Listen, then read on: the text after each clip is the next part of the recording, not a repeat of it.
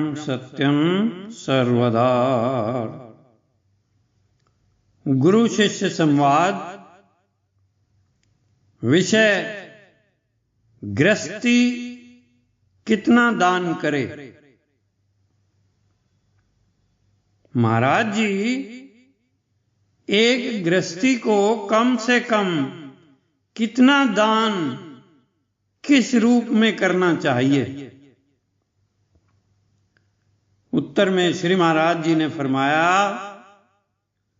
निष्काम भाव से अपनी कमाई का 10 यानी 10% धर्म मार्ग में खर्च करना जरूरी है।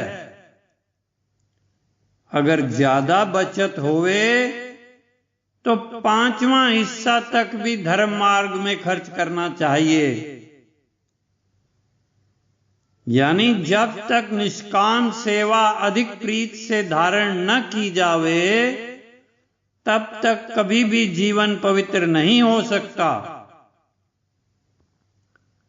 समता नियम अनुकूल सेवा करनी कल्याणकारी है।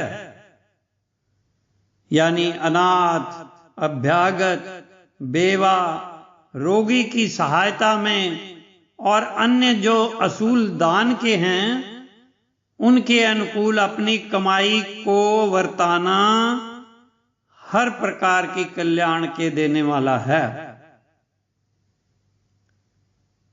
10 का अपनी कमाई के 10 का अपने खर्च में इस्तेमाल करना हानि के देने वाला है। यही सत्पुरुषों की नीति है।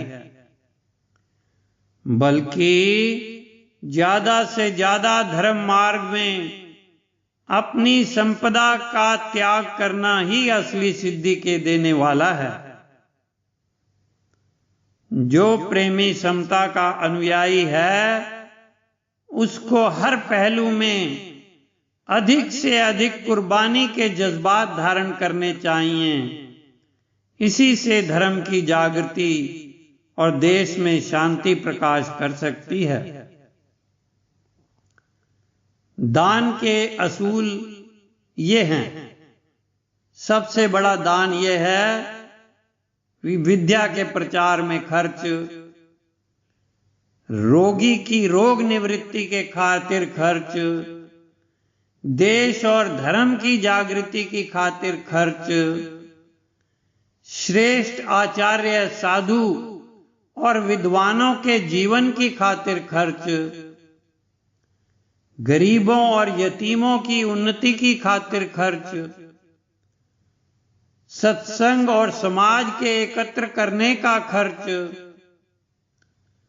अन्न और वस्त्र का अभावग्रस्त की खातिर खर्च,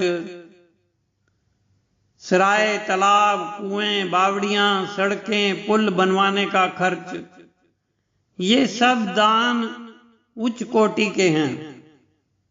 इससे बड़ी कल्याणता प्राप्त होती है। स्वार्थ वाली सेवा से बुद्धि निर्मल नहीं हो सकती, चाहे कितनी भी कोशिश करे। फर्ज को जानकर जो सेवा करता है वह आत्म उन्नति को प्राप्त होता है। तन, मन और धन ये 3 प्रकार की कैद इस जीव को है।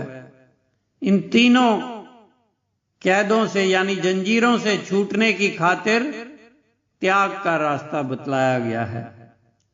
सो उसी त्याग को दान कहते हैं। जो लागर्ज भाव को यानी निष्काम भाव को मद्देनजर रखकर त्याग का रास्ता बतलाया है, सो उसी त्याग को दान कहते हैं।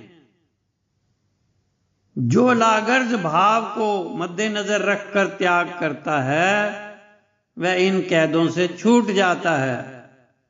जो गर्व करके त्याग करता है, अभिमान करके त्याग करता है, वह बार बार इन जंजीरों में कैद होता रहता है। ओम ब्रह्म सत्यम सर्वदा।